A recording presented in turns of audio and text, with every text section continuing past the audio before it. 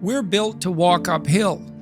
And when you reach the pinnacle of the hill, you want to stop and appreciate the vision, but the next thing you want is a higher hill in the distance, because it's the uphill climb that it's from the uphill climb that we derive our value. And I mean this technically.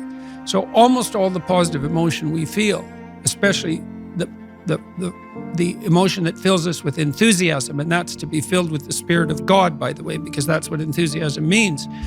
That's experienced in relationship to a goal. And so in some sense, and this is part of the religious enterprise, you want a goal that you can never attain, right? So you can always move closer to the goal that recedes as you move towards it. You think, well, that's frustrating. It's like Sisyphus pushing the rock uphill.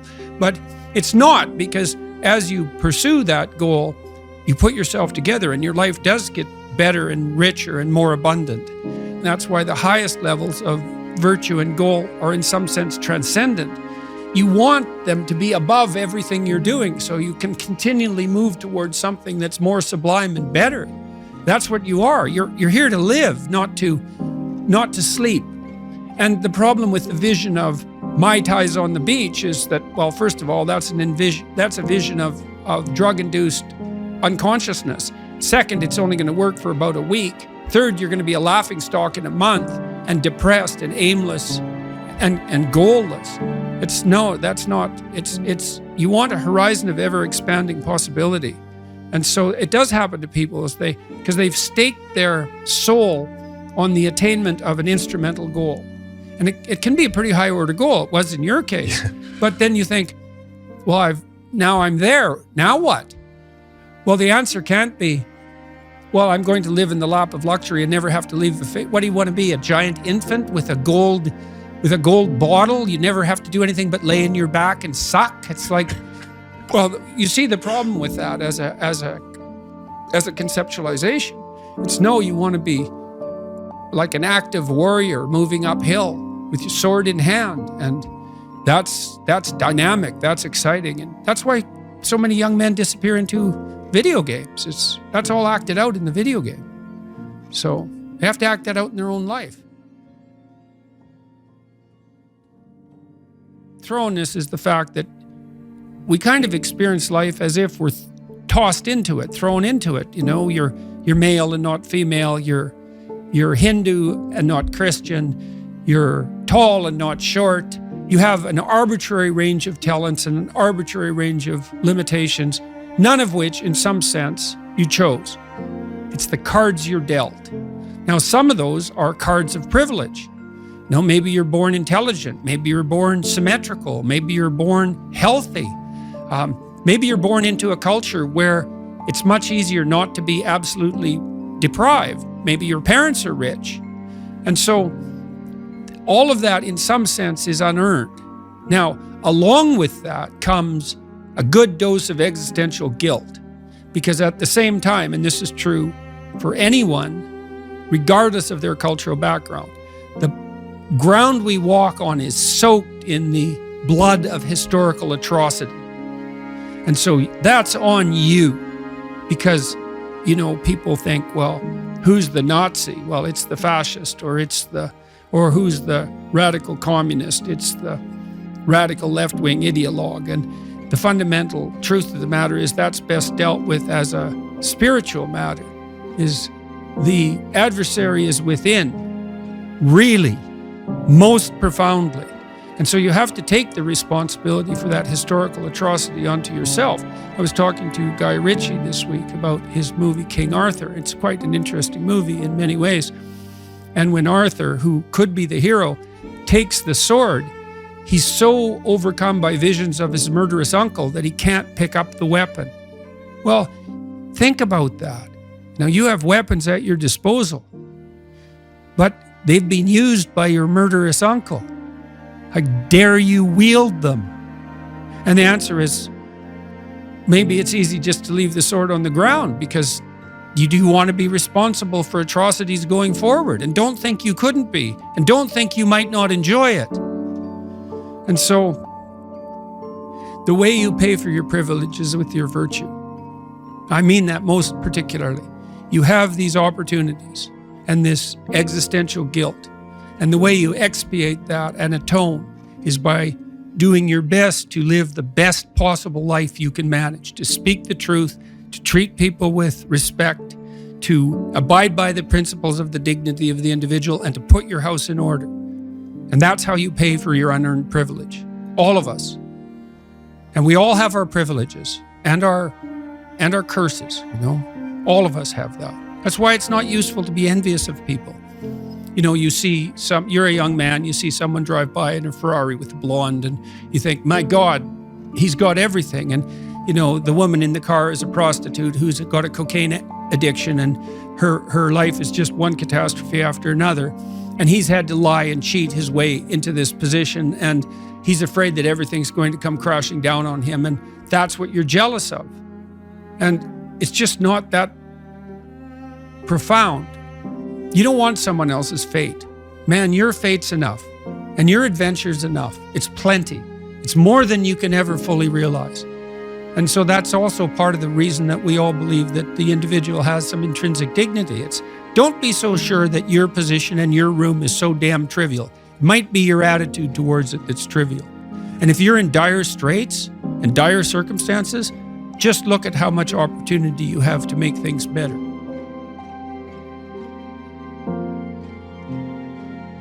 We asked that question with good intentions. Are you happy? What's a better question for me to ask Jordan Peterson? How are you doing? How are you doing? How are you doing?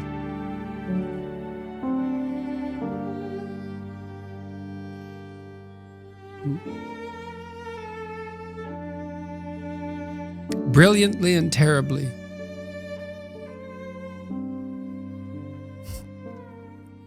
That's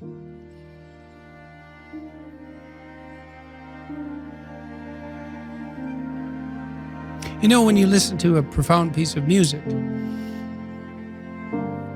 one that sort of spans the whole emotional experience, it's not happy. Happy is elevator music, and probably you just shouldn't listen to that at all, right? And you think, why? Well, it's harmless, it's treacly, it's sweet, it's simple, it lacks depth, it's shallow, that's a problem.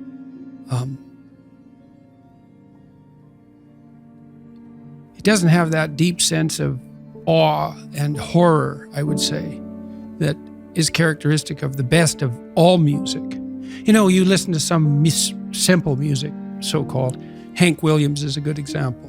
The blues cowboy from the 50s who died of alcoholism when he was 27 and whose voice sounds like an 80-year-old man. Simple melody, but there's nothing simple in the song and in the voice. It's deep, it's like the blues. It's like black blues in the States from the 20s, and it was certainly influenced by that tradition.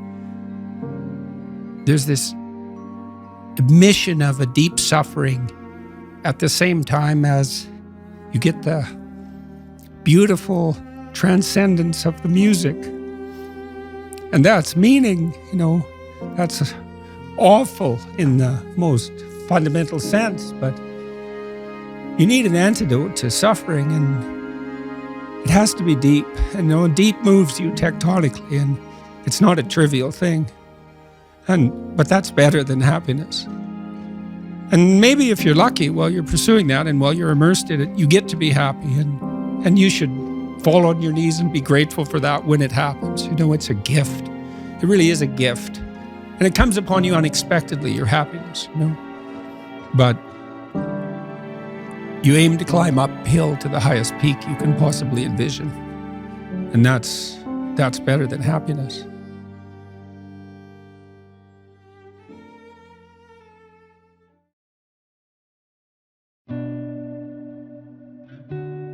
People need the opportunity to be good at something.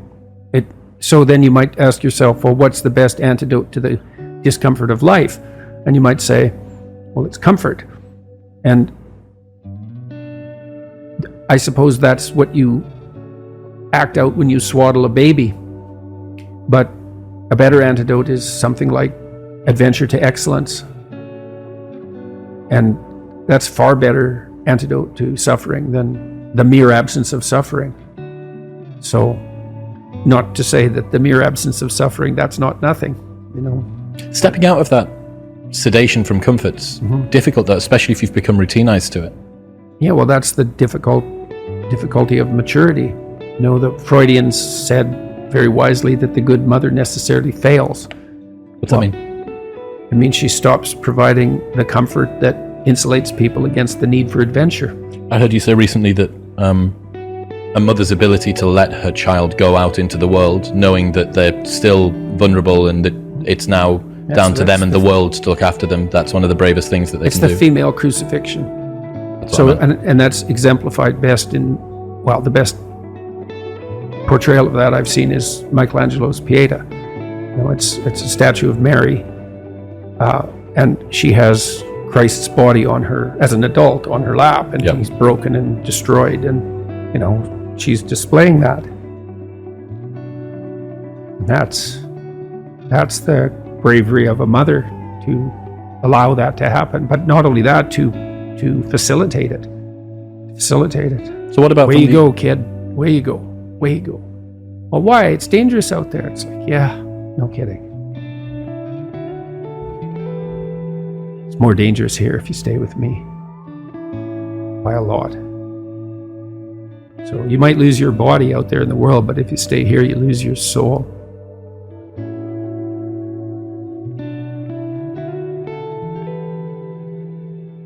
Don't have one plan, right? If you're going to stake yourself on something, you should throw a couple of alternative scaffolds up beside you so that you have somewhere to go. You want to be a doctor? Okay, well, you could be a nurse. It's like, it's not a doctor, but it beats cutting your throat. You're still doing 80% of what you wanted to do. So you want to think about this during your whole life, man. If you're going to take a high risk, you want to scaffold yourself in other areas so that if it fails, the bottom doesn't drop out and you die. And it's also very much worth thinking about with regards to setting up your life in general. It's like, if you concentrate solely on your career, you can get a long way in your career. And I would say that that's a strategy that a minority of men preferentially do. That's all they do. They work like 70, 80 hours a week. They go flat out on their career.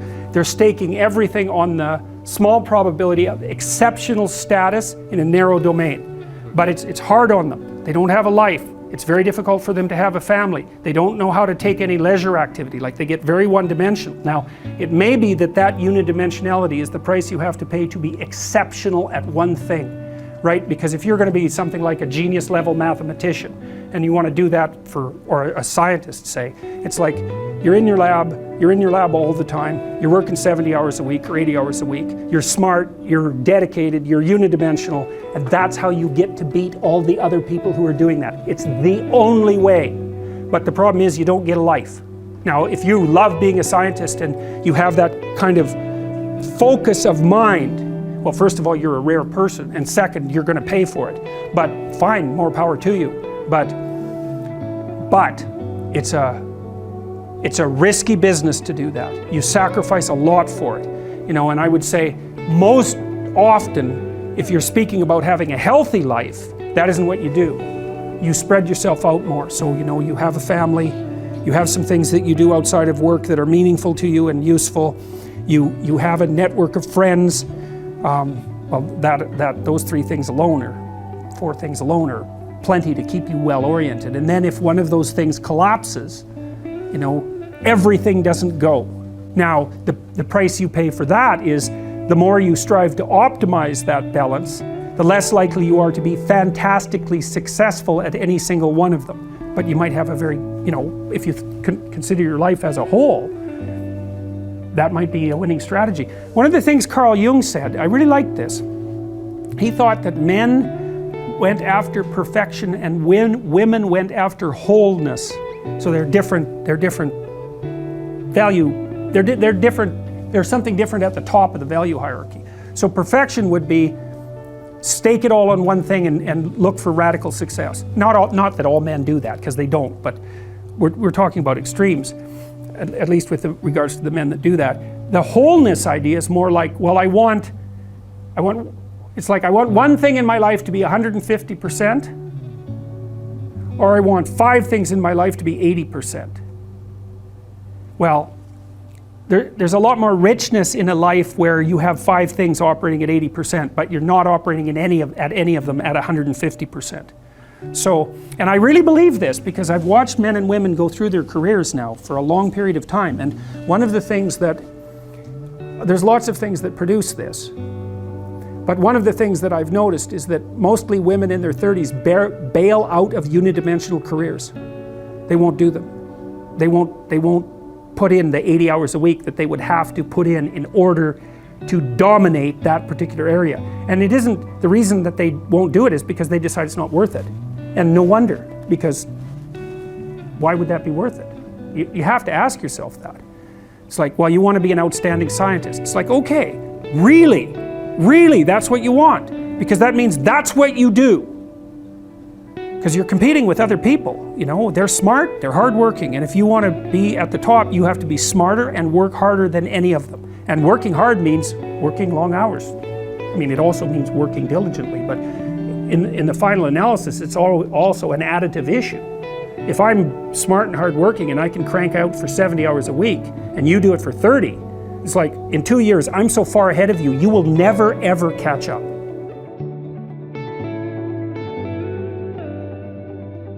A woman is extremely bonded with her infant, say between 0 and 9 months, and the infant is utterly helpless. And so complete compassion and the provision of comfort is the only job that matters, and that's really the case. And then the woman has to switch gears to some degree. The mother has to switch gears as the child starts to become more mobile fundamentally and more independent. She has to let go of the infant, which is a real grieving process, and she has to start to facilitate this movement towards independence. But that's a hard shift, and so partly the role of the father in that is to be an advocate for the child's independence and to comfort the mother, to let her know that that degree of security provision is no longer necessary, but also to act as an advocate for the child's outgoing desire. And so it's the Oedipal situation is not only the mother, it's also, say, the weak father, but then it's also the child. So you can imagine, because Jung believed that these negotiated agreements were relational. So, you know, you're 6, you're in grade 1, maybe you're feeling a little ill, maybe you're not, maybe you're playing with being a little ill, and maybe you're playing with exaggerating how ill you are, and your mom comes downstairs and says, you know, you've got a test today at school, maybe you haven't quite prepared for it, maybe you know you should have, and she says, but you know, you seem to have a tummy ache, maybe you're too sick to go to school. And the kid thinks, well, maybe I could just stay home and, you know, mom could tuck me in and I wouldn't have to take that test and I wouldn't have to confront the world. And he says, yeah, mom, my stomach really hurts. And away we go. And the child has made a choice. And you think, well, that's a catastrophic choice. And you think, well, children shouldn't be held accountable for choices they make at that age. It's like, that child's soon going to be an adult that's going to make very similar decisions. The choice has consequences, and to be held accountable for that is to recognize purely that the choice has consequences and that it is a choice. Now, you know, you could say, well, 95% of the blame is to be put on the mother, and maybe that's an overestimate. I think it probably is. But the child could say, Mom, you don't have to worry about me. I'm going to get up and go do this. And that's choice. And that's the right choice. So these are always chicken and egg problems, obviously, but that fleshes out the complexity of the situation. You know, if you're being enticed down a pathological road, you can accept or reject the invitation. Now, some people are better at enticing and some people enforce it more harshly. And, you know, there's all sorts of individual variability in situations like this, but just because you're offered the bait doesn't necessarily mean that you have to take it. So, and I'm not a determinist. I do believe that people have free will, whatever that means. That's a murky subject and it gets complicated the more you look at it, but whatever. It's still a good shorthand way of describing the fact that we seem to be cursed with responsibility for our own destiny, at least to some degree.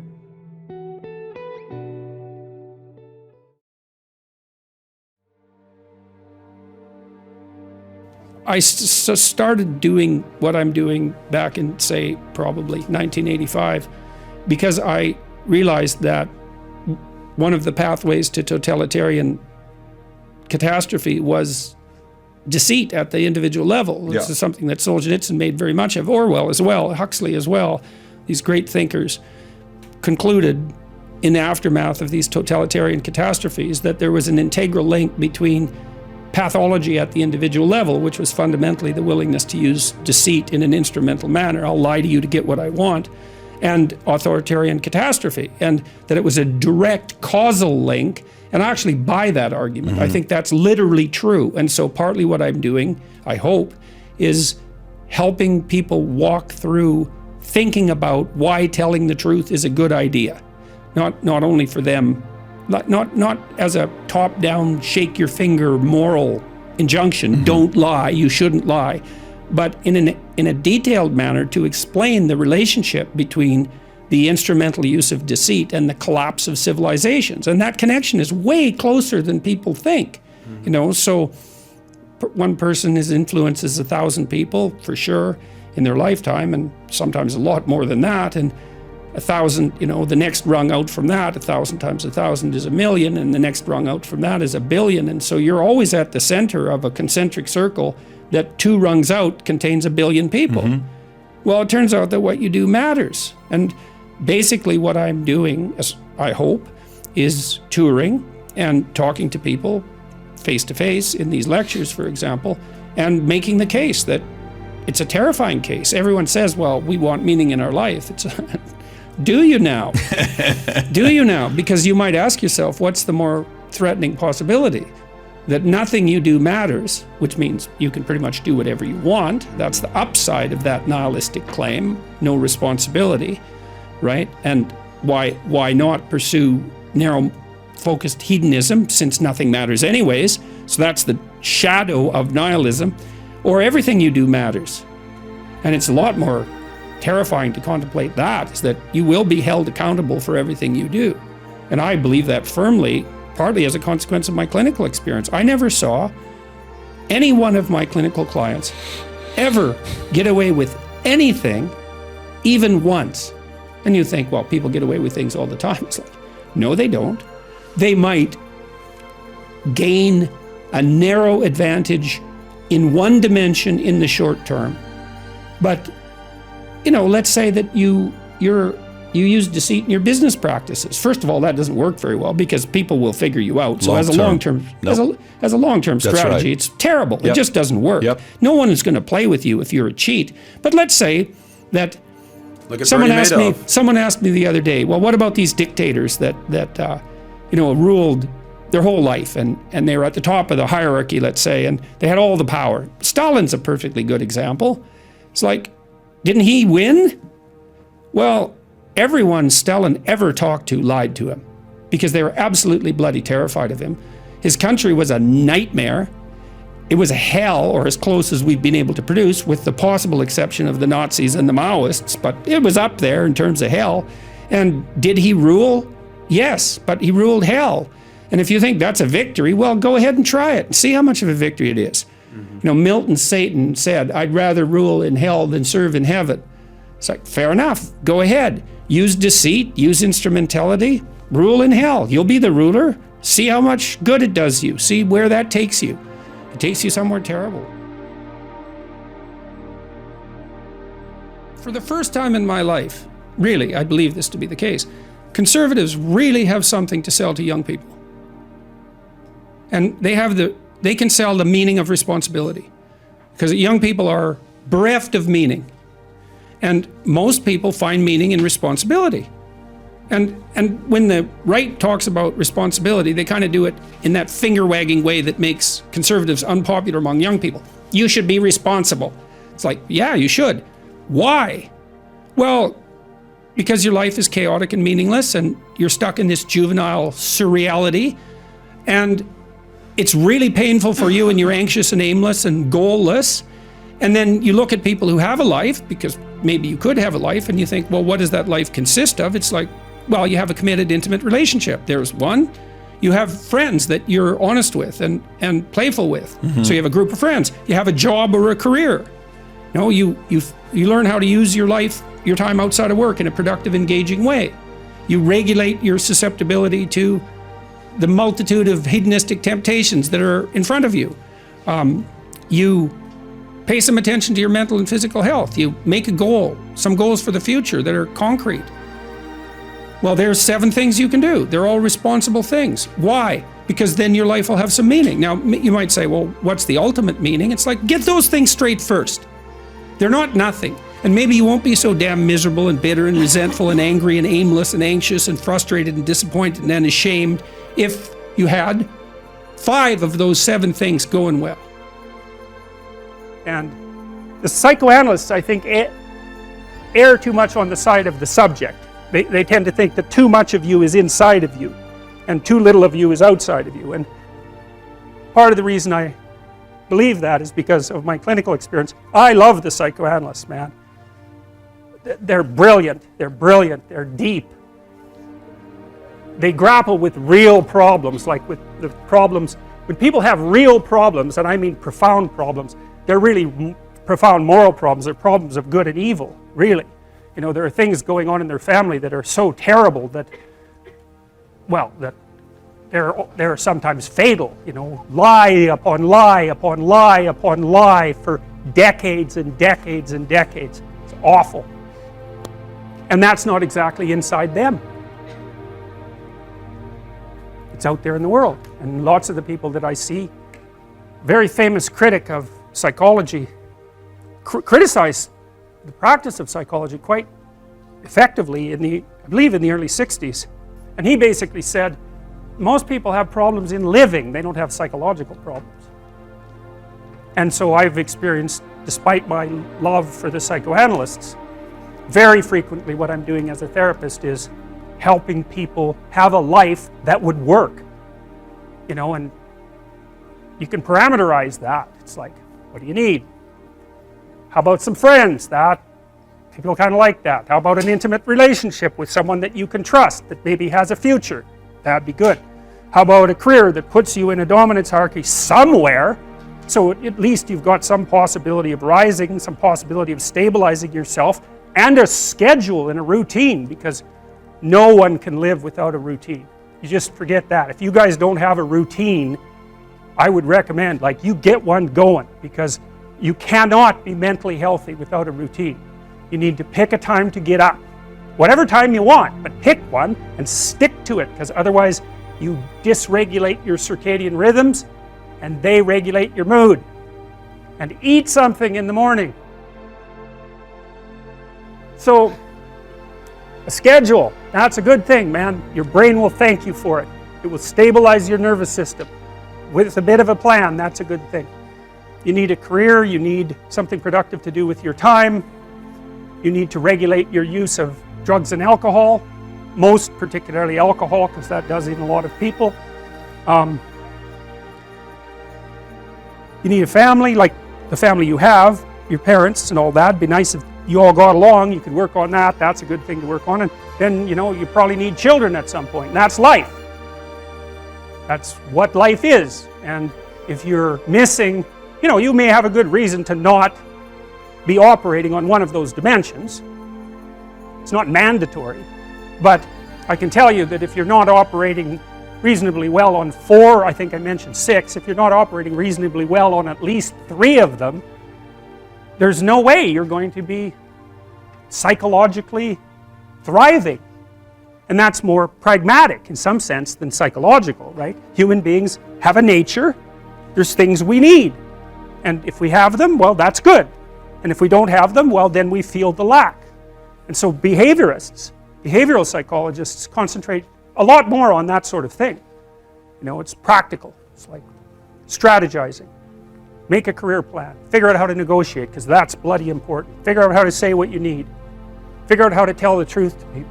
Figure out how to listen to your partner in particular, because if you listen to them, they will actually tell you what they want, and sometimes you can give it to them and maybe they'll return the favor, and if you practice that for like 15 years, well, then maybe you're constantly giving each other what you want. Well, hooray, that would be good. And then there's two of you under most circumstances, and it's better to have two brains than one, because people think differently because of their temperament mostly. And so the negotiation is where the wisdom arises, and it's part of the transformation, the psychological transformation that's attendant on an intimate relationship, and one of the fundamental purposes of a long-term intimate relationship.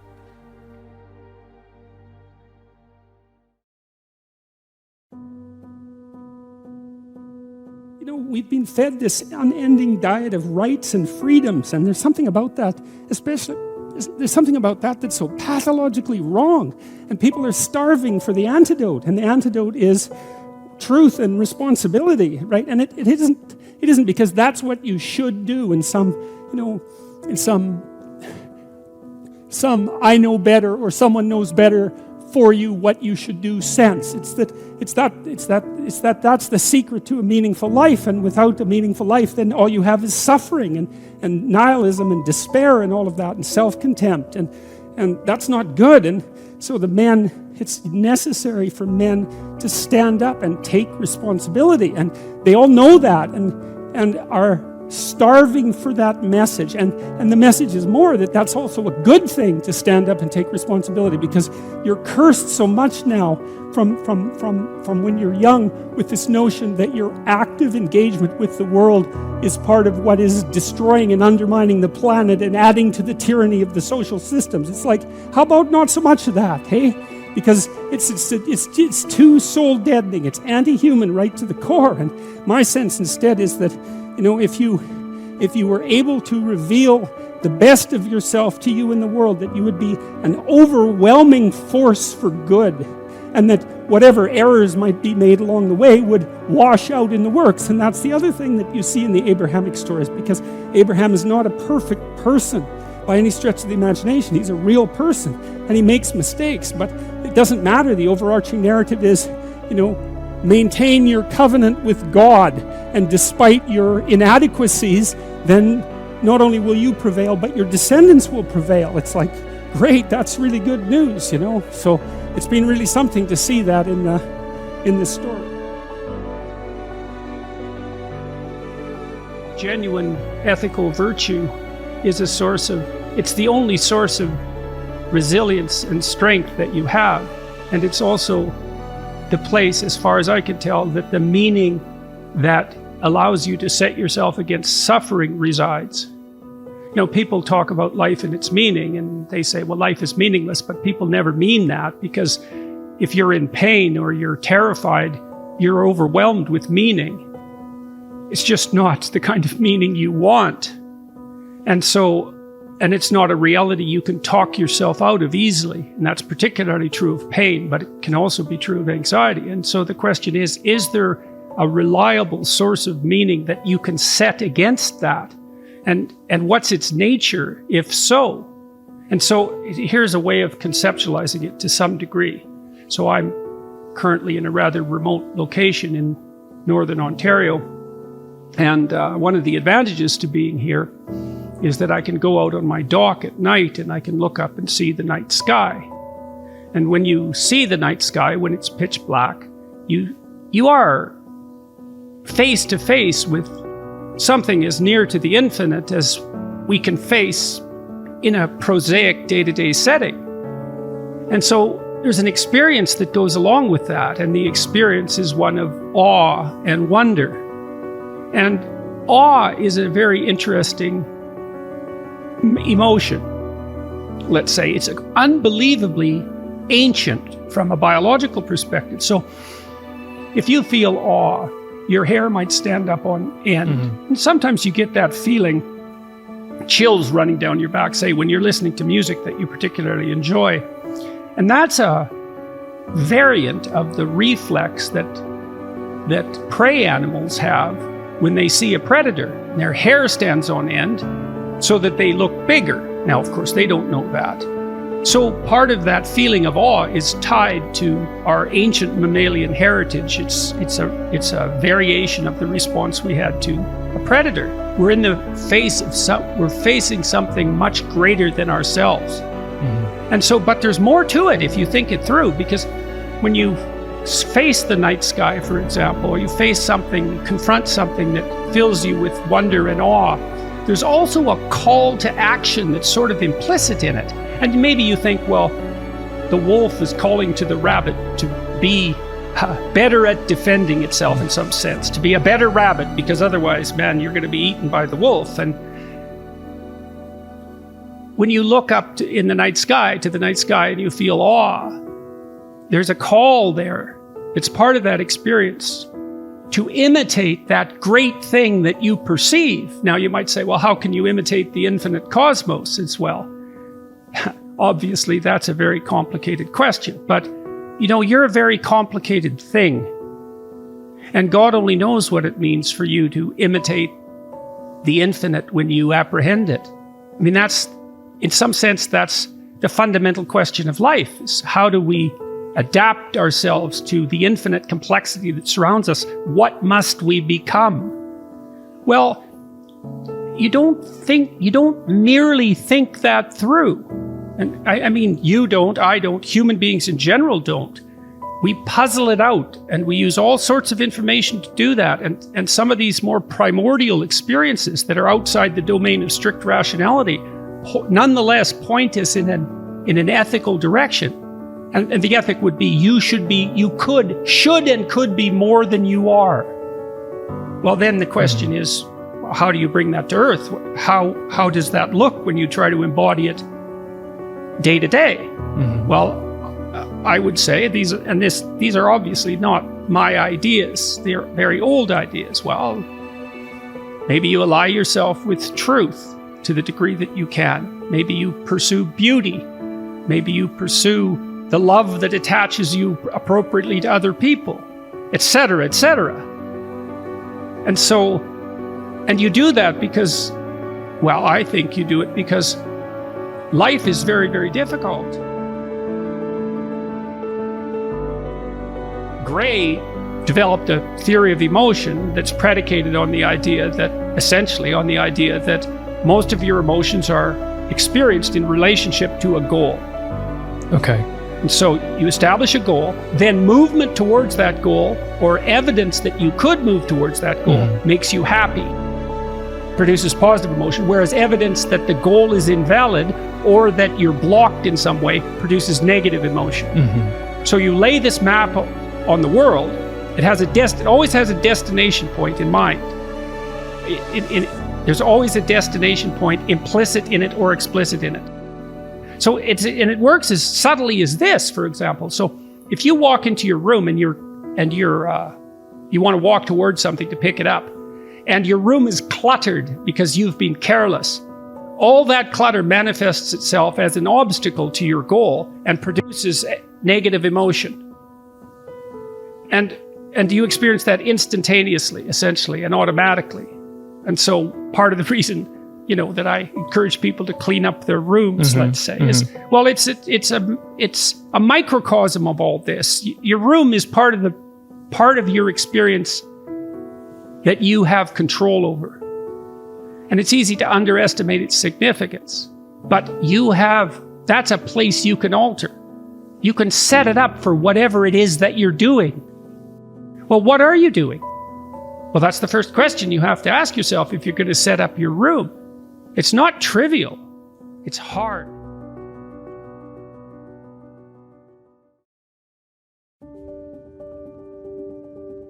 I'm trying to get a hold of the Disney people at the moment because I want to do a lecture series on Pinocchio, because I think Pinocchio is a brilliant work of art.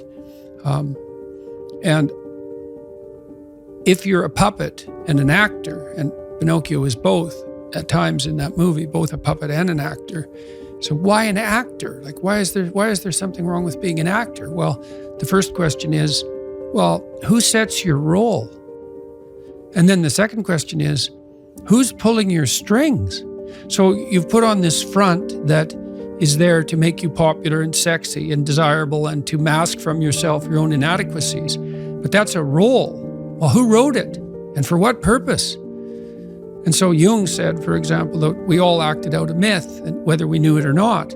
And maybe you're acting out a tragedy. Maybe you're acting out Narcissus. You don't know, because you've put that on yourself in an attempt, in some ways, to deliver to people what they want, or more accurately, to look as though you're delivering to people what they want. And it's not nothing to do that, right? Because at least you're attempting, in some sense, to adapt to the social world. Someone who's really infantile and dependent, someone who's never left home, part of their problem is that they haven't crafted a persona. So you don't want to denigrate it entirely, but it's no substitute for the real thing. And it turns out that not only is what we want from each other the real thing, but that's also the adventure of your life. And so if you aren't truthful, and that means, unfortunately, especially at the beginning, when you start to be truthful, it means deeply coming to terms with your inadequacies in humility. So it's very painful. Without that, you don't have the adventure of your life. You have the role that you've acquiesced to. And that'll take all the meaning out of your life.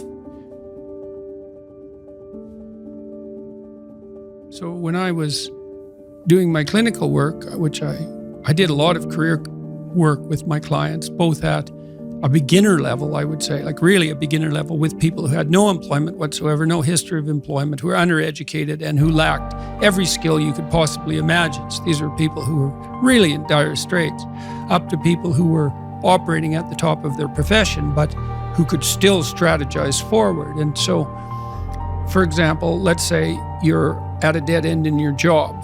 Okay, so I don't find my work meaningful. All right, so that's a problem statement. It's like, well, why not? I find the work I do repetitive and boring and without spirit. I have a bad relationship or a neutral relationship with my boss who doesn't know who I am. I have problems with coworkers. All of that needs to be differentiated, right, and analyzed in detail. So we might say, for example, let's say you believe that you're undervalued at work, and maybe you are. What you need to do is you have something to say, and we would have to figure out what it is that you have to say. But it would be some variant of, I'm bringing more value to the table than I'm being compensated for, and that's demoralizing me. And it's also not good for you being my boss, because if I'm actually more valuable than is being recognized, then the fact that you're not valuing me properly means that I will become demoralized, I won't work properly, and you won't get the best out of me.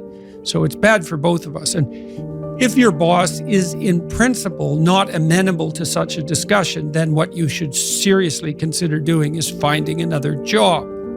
Okay, so let's say we're going to set you up for this. Okay, this isn't like next week's enterprise, man. This is your life. So the first thing I would ask is, well, do you have your resume or CV in order? Well, I haven't typed it up for 3 years.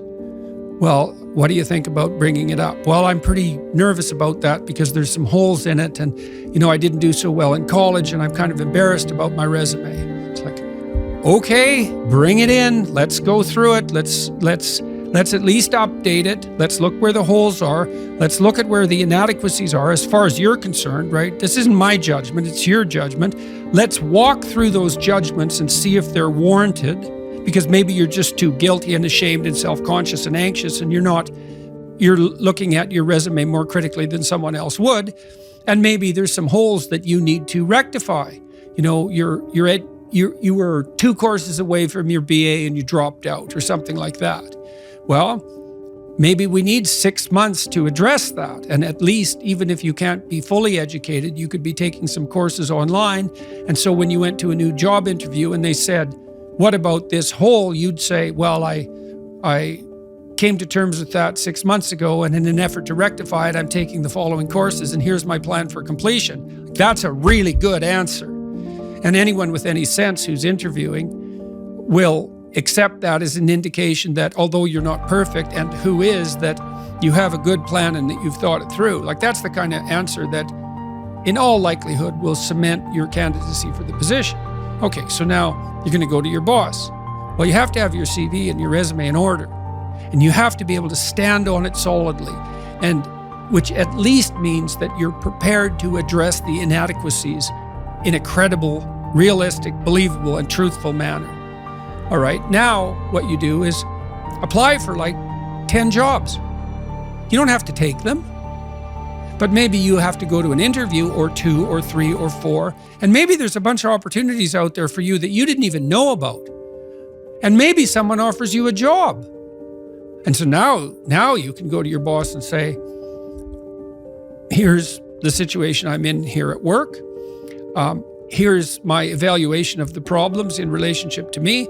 Here's what I could do for you if you gave me a 40% raise and the opportunity to progress, but I'd like to see a plan for that. And I've been looking for other opportunities before conducting this discussion, and I have some.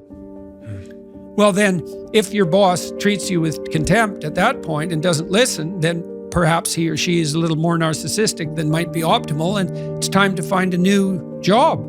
But this isn't something you do trivially. And so when you're doubtful, say you're trapped, you ask yourself, well, why am I trapped? And that's a hard question, right? Because some of it's your own inadequacy, a lot of it, and all of the part of it that you can deal with is your own inadequacy.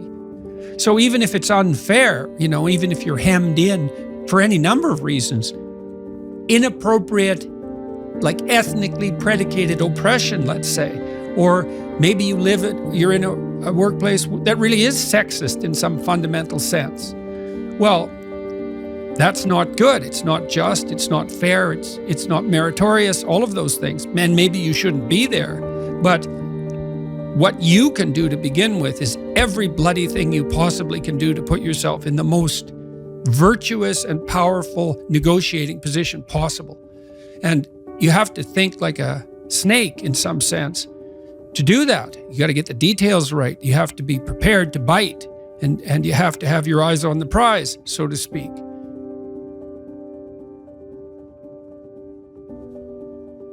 If you want to know something about yourself, sit on your bed one night and say to yourself, you got to mean this, like you got to be desperate. This is no game, this. It's like, my life is not everything I want it to be, and perhaps it's not everything that I need it to be. And by need, I mean my life is so unbearable that the suffering that's attendant upon that is make me nihilistic, cynical, bitter, resentful, homicidal, genocidal, unable to have a good relationship, prone to punish people for their virtues because of my jealousy, driving the proclivity to see evil everywhere except within my own heart. Like, these are problems, man. And you ask yourself, you sit on the bed and say, okay, man, I'm ready to learn something. Like, what's one thing I'm doing wrong that I know I'm doing wrong, that I could fix, that I would fix? It's like, you meditate on that, you'll get an answer. And it won't be one you want, but it'll be the necessary one. And it's often something that will point you to small things. So Carl Jung said, people in the modern world don't see God because they don't look low enough. And so imagine you're in your messy bedroom, and you're sitting on the edge of the bed trying to have an honest dialogue with yourself. And the little voice says, it's pretty disgusting in here. And you think, well, I'm way above such trivial niceties as organizing my room. It's like, well, that's pride. That's arrogance. If you're above organizing what's actually yours, how in the world are you ever going to organize anything else? And so you get on your knees and you think, well, it's time to, take a brush to the toilet. And maybe that's where you start. And that works. Like, that works. You start making those micro improvements, like real micro improvements, real on the ground, actual micro improvements to things that are wrong, you'll improve unbelievably rapidly.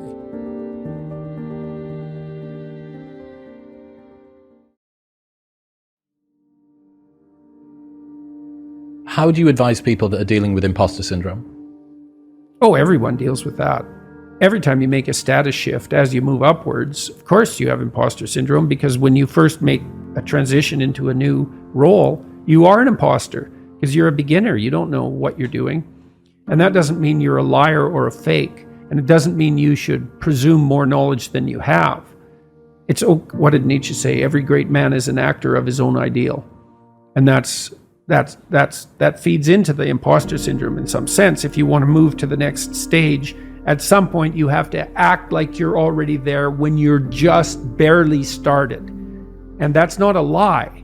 You know, it's the willingness. It can be, and it can degenerate into a lie, especially if you presume more than you know. But if you move, you know, let's say you move from being an undergraduate to a graduate student. Well, all the other graduate students and the professors know that you're just a beginning graduate student. They're not going to expect as much from you as they would from a more seasoned graduate student. So you have some leeway that's genuine, but you are, you know, the low-rung occupier of that role. And of course you're going to feel like you're an imposter if you have any sense, because you're just barely there. You just made the transition. That's okay. You know, that's not a problem. First of all, you have to understand that everyone with any sense who isn't narcissistic feels that. And it's actually an indication of your mental health and your competence, as long as that doesn't become crippling. It shouldn't knock you out. I'm such a phony. Well, don't be a phony. That's the first thing. If you're dealing with competent people and you admit your ignorance, the competent people never judge you harshly for that, as long as you've been paying attention. So in my classes, for example, people were often afraid to ask questions. And so sometimes I would point to people and ask them if they had a question, especially the quieter types.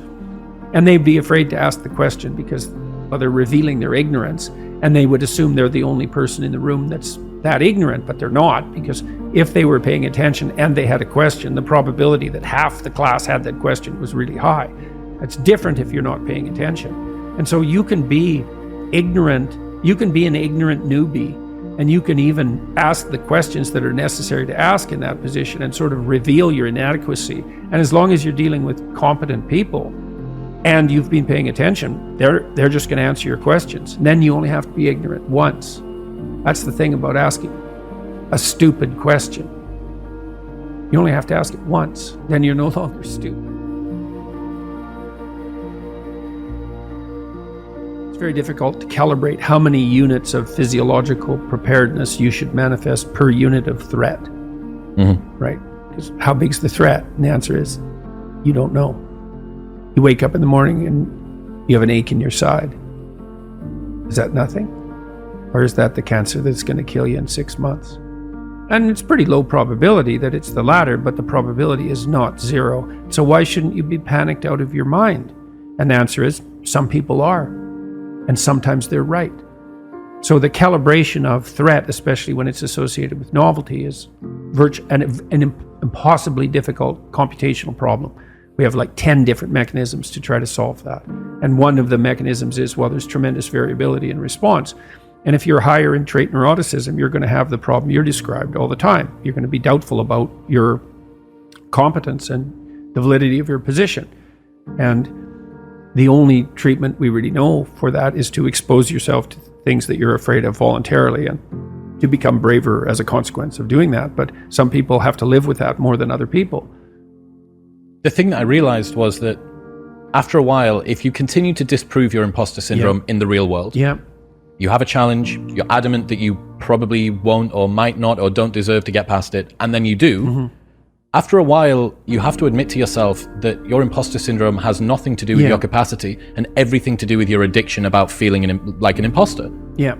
And well, and that does change as people age. Generally speaking, they become more agreeable, more conscientious, and lower in negative emotion.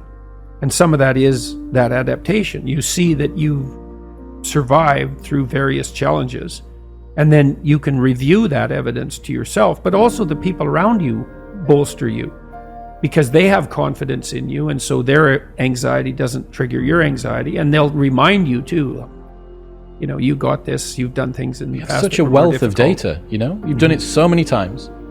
And I think and that does help. I mean, it does help. People get more confident as they get older and they accrue experience because of that. But it's subject to that underlying trait variability and sensitivity to negative emotion. I mean, there's been good psychometric analysis of self-esteem scales and neuroticism scales.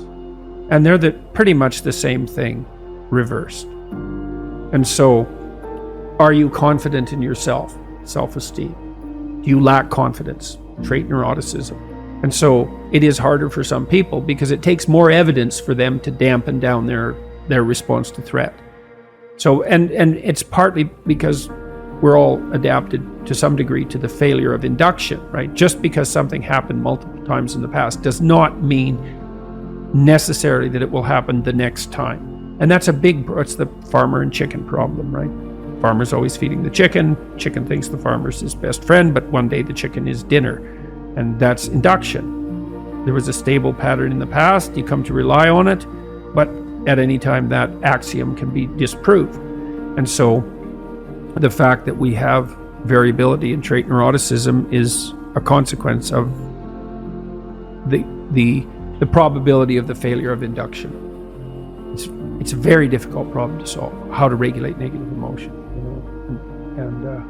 But I would say that the best way we know is to keep facing challenges voluntarily, pay attention at a rate that works for you, develop your competence. That actually stabilizes the environment around you, so it actually is less predictable and less threatening. Plus you accrue that evidence and you get the social support for doing so. That's your best pathway forward. So there's this idea that Carl Jung developed. He extracted it, I don't know from where, from some ancient writings that he was familiar with. I believe they were Jewish writings. He said that, classically speaking, traditionally speaking, God was viewed to rule being with two hands, the right hand and the left hand, and the right hand was justice, and that was you're going to get what's coming to you. But the left hand was mercy. And the idea essentially was that the cosmos could not exist without the proper combination of justice and mercy. You should get what's coming to you. But people are fallible and they make mistakes. And so it's reasonable to apply that to yourself. You know, there's an idea that's been developed by psychologists over the last few decades that people are basically narcissistic and that they generally feel that they're better at most things than other people. I don't buy that. I don't think the experimental evidence for that is very strong, and I certainly haven't seen that, for example, in my clinical practice, where I've seen that people are generally far harder on themselves than they are on other people. One example of that, I've written about this in my new book too, is that, you know, if you have a pet that's sick and you take it to the vet and you get medication, you're very likely to give the pet the entire course of medication, to go to the pharmacy to get the prescription filled, to give the pet the medication, to follow it through.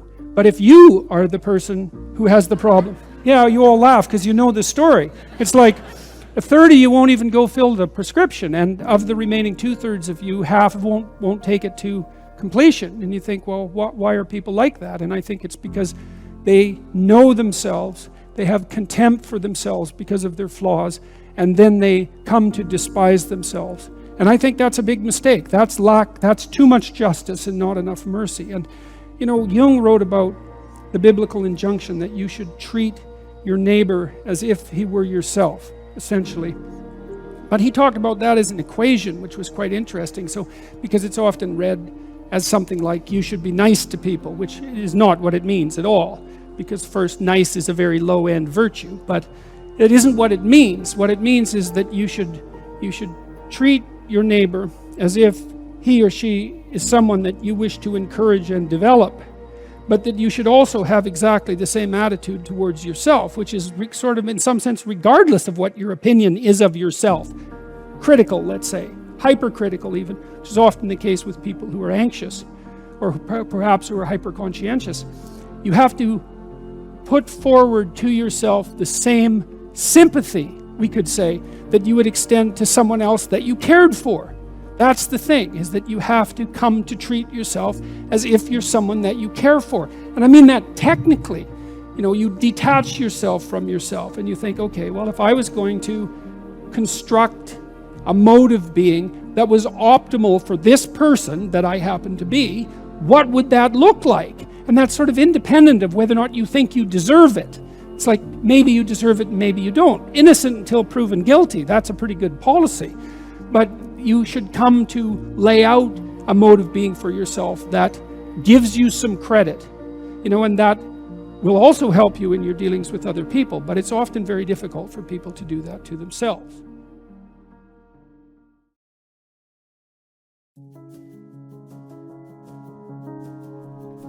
Physical attractiveness is extensively studied in departments of psychology. How big of a determinant of success is it apart from IQ or any of the other big 5 traits? That's tough one, because physical attractiveness is a very complex trait. It's also, for example, it's a marker of health, and of course, health is a prerequisite for success. So, you can't take attractiveness as a unitary dimension and measure it sufficiently accurately. Wait, I should back up on that. No one that I know of has taken physical attractiveness as a unitary concept, measured it accurately, and then pitted it against IQ and the big 5 to see to what degree it adds incremental validity to the prediction of long-term success. And so I can't give you a technical answer. I can say, well, in a complex job over the long run, IQ accounts for maybe 20% of the variance in success, leaving 80% there for random events and the big 5 traits and connection networks and family background and all those other things, gender perhaps, that all the other things that determine success. We know that people who are physically attractive, though, are given the benefit of doubt by other people. They benefit from the positive halo effect, and the positive halo effect is the propensity of people to assume good things about someone if there is one outstanding thing about them that's easily evident, that's good. And so if you stand up straight with your shoulders back, so that's rule 1 in 12 rules for life, then people are going to see you as more attractive. If you're symmetrical, you're more attractive. If you're thin but not too thin, you're more attractive. And then there's like good skin and good teeth and good hair and all of those things, and proper proportions and youth, and there's a whole slew of things that feed into that. If you are characterized by a plethora of those features, then people are also going to assume that you're more competent and more worth having around, let's say. But the problem is that you are. So separating out the attractiveness from the things the attractiveness is correlated with is very hard. That's why you have to do multivariate analysis. That's multivariable analysis in any complex social science, because a lot of these traits overlap. So, but you can there's some things you can do about that. Postural adjustment is helpful. To work out with weights, that's extraordinarily helpful. That improves your posture and makes you more confident, and you can dress reasonably well and intelligently, and all of those things to help yourself capitalize on whatever attractiveness you can muster.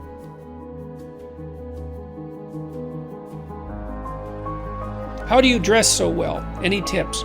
Well, thank you. I started buying nice clothes, let's say, this year, really.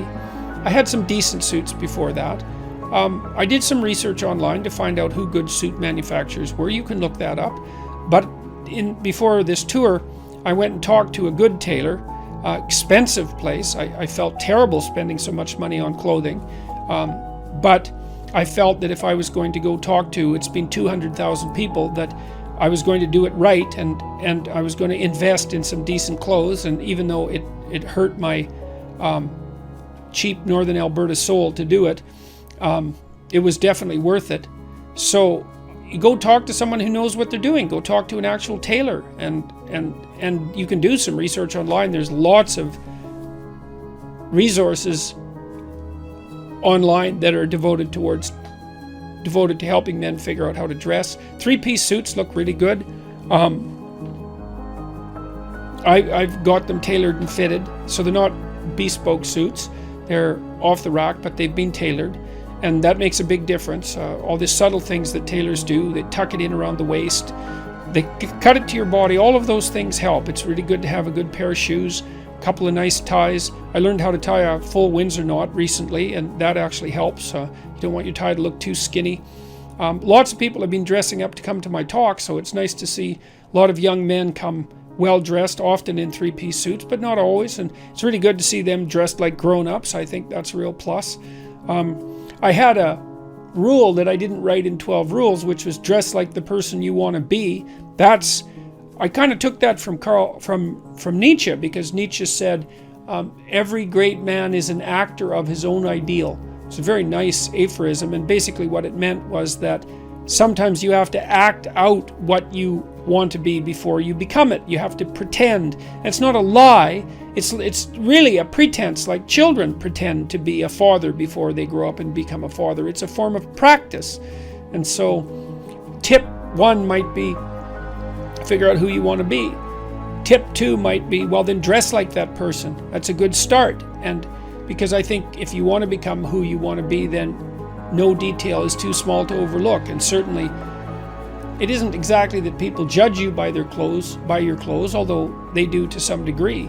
It's that if whatever you can have going for you, you might as well have going for you. That's how it looks to me. And certainly my experience has been that the response to my improved wardrobe has indicated that the investment was clearly worth it, indisputably and clearly worth it. And it's nice to be dressed sharply to go in front of an audience. It's a sign of respect to the audience. There's other ways of showing respect to an audience, but that's certainly one. And so it's been extraordinarily worthwhile. I would say if you're going for a job interview, if you're at any critical point in your life, then you should dress the part, because you want to do everything you can to tip the scales not in your favor exactly, but in favor of having the right thing happen. When I went out on tour in 2018, before I went out, I thought I wanted to do this like 100% right, or at least as close to that as I could manage. So I went out and bought some expensive suits, and I spent way more money on. This is one of them, actually. You look great, by the way. Thank you. Okay. Thank you. Way more money than I ever thought I'd spend on clothes. And I really felt quite bad about it. I thought maybe it was an extravagance, but I thought, no way, man, I'm going to see if I can nail this dead on. And I'm going to be speaking to, 100,000 people. I'm going to look as sharp as I possibly can. And one of the consequences of that has been that young men in particular come to the lecture tour dressed up in suits, three-piece suits. Or the couples come and they're dressed up like they're coming to a wedding.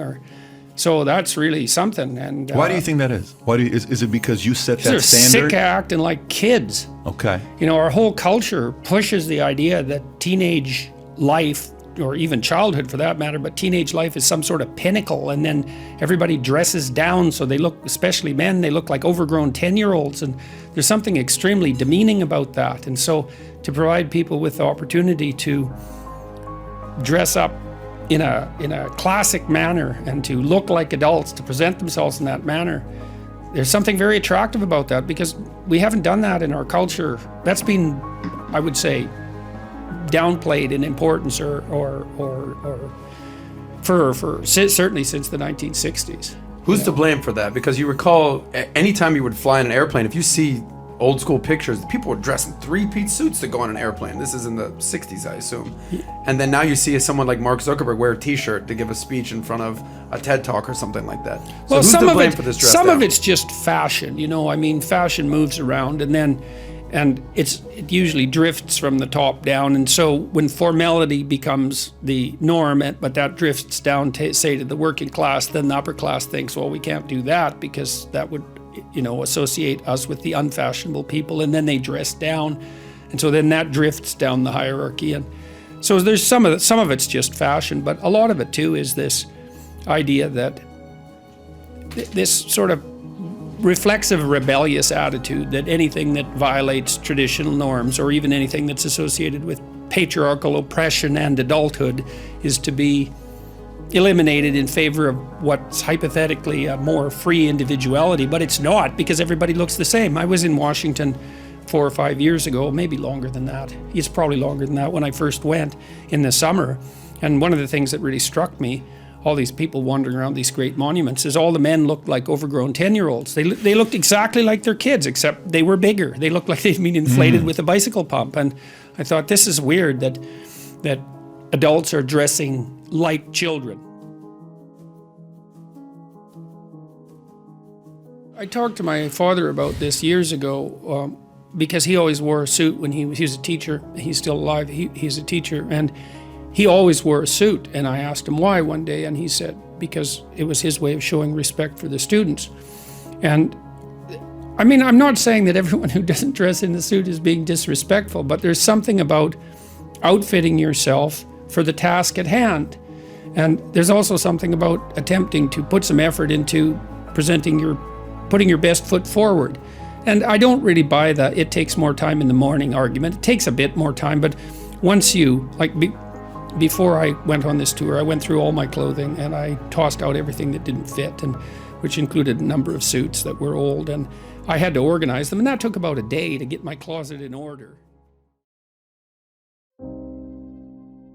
You can derive benefit either way, which is why we also like to go watch stories about horrible psychopathic thugs.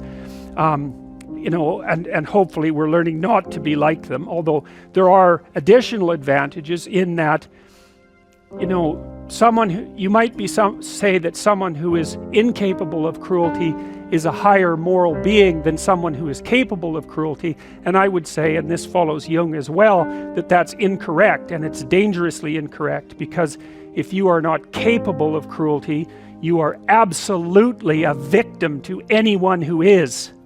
And so part of the reason that people go watch anti-heroes and villains is because there's a part of them crying out for the incorporation of the monster within them, which is what gives them strength of character and self-respect, because it's impossible to respect yourself until you grow teeth. And if you grow teeth, then you realize that you're somewhat dangerous, or maybe somewhat seriously dangerous, and then you might be more willing to demand that you treat yourself with respect and other people do the same thing. And so that doesn't mean that being cruel is better than not being cruel. What it means is that being able to be cruel and then not being cruel is better than not being able to be cruel.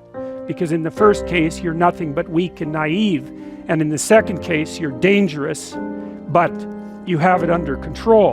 And a lot of martial arts concentrate on exactly that as part of their philosophy of training. It's like, we're not training you to fight. We're training you to be peaceful and awake and avoid fights. But if you happen to have to get in one, and I guess the philosophy also is that if you're competent at fighting, that actually decreases the probability that you're going to have to fight, because when someone pushes you, you'll be able to respond with confidence, and with any luck, and this is certainly the case with bullies, with any luck, a reasonable show of confidence, which is very much equivalent to a show of dominance, is going to be enough to make the bully back off. And so the strength that you develop in your monstrousness is actually the best guarantee of peace.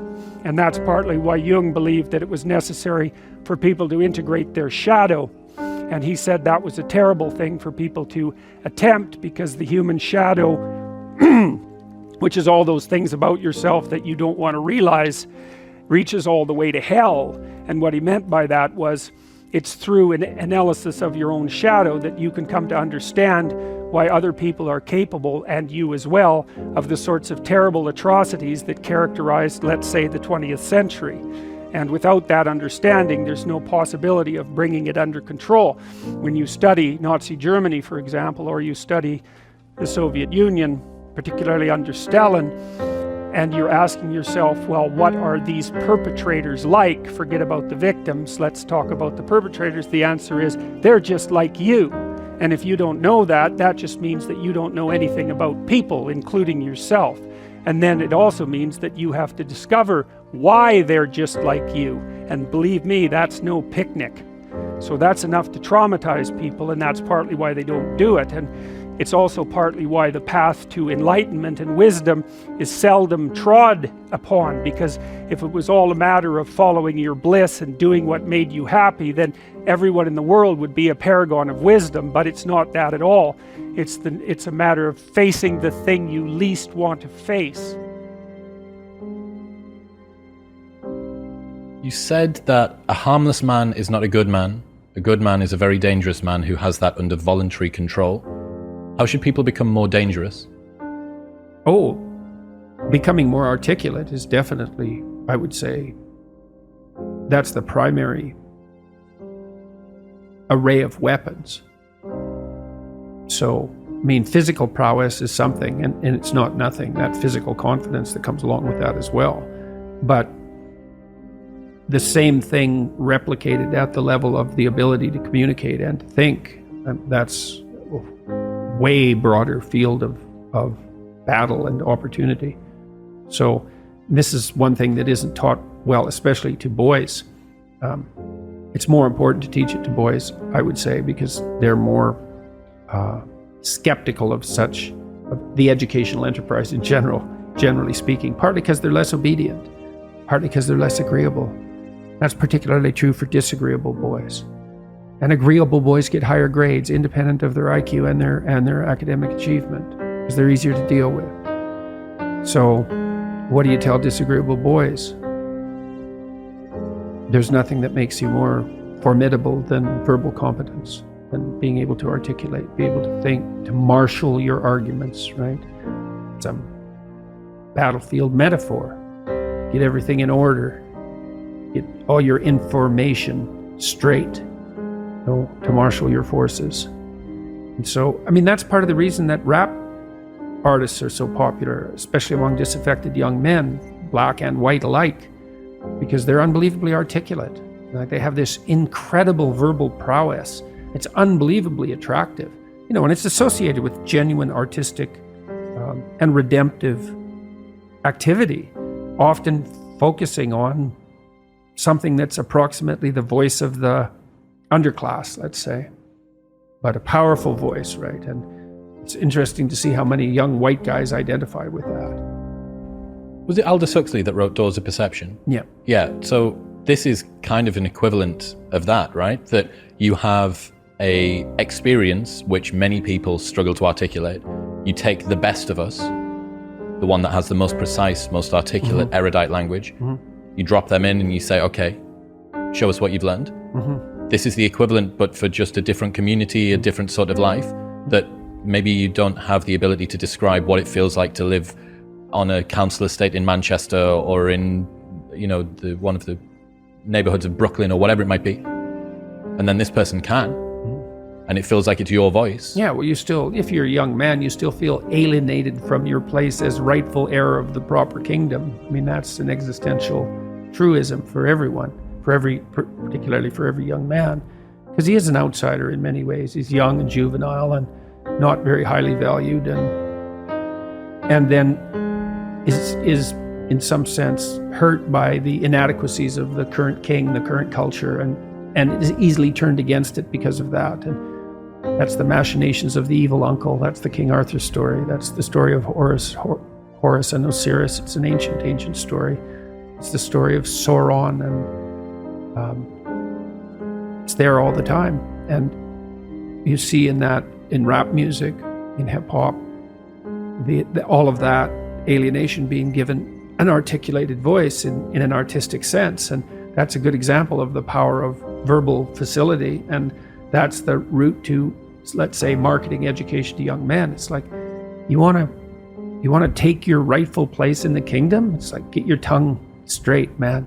Get it under control in the highest possible sense.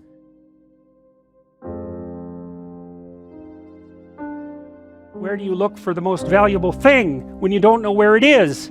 Well, each of the knights looks at the forest surrounding the castle and enters the forest at the point that looks darkest to him. And that's a good thing to understand, because the gateway to wisdom and the gateway to the development of personality, which is exactly the same thing, is precisely through the portal that you do not want to climb through. And the reason for that's actually quite technical. This is a Jungian presupposition too, is that, well, there's a bunch of things about you that are underdeveloped, and a lot of those things are because there's things you've avoided looking at because you don't want to look at them, and there's parts of you you've avoided developing because it's hard for you to develop those parts. And so it's by virtual necessity that what you need is where you don't want to look, because that's where you've kept it. There's a deep existential lesson in that your being is limited and flawed and fragile. You're like the genie, which is genius in the little tiny in the little tiny lamp, you know, this immense potential, but constrained in this tiny little living space, as Robin Williams said when he played the genie in Aladdin. But the fact that you have limitations means that the plot of your life is the overcoming of those limitations, and that if you didn't have limitations, well, there wouldn't be a plot, and maybe there would be no life.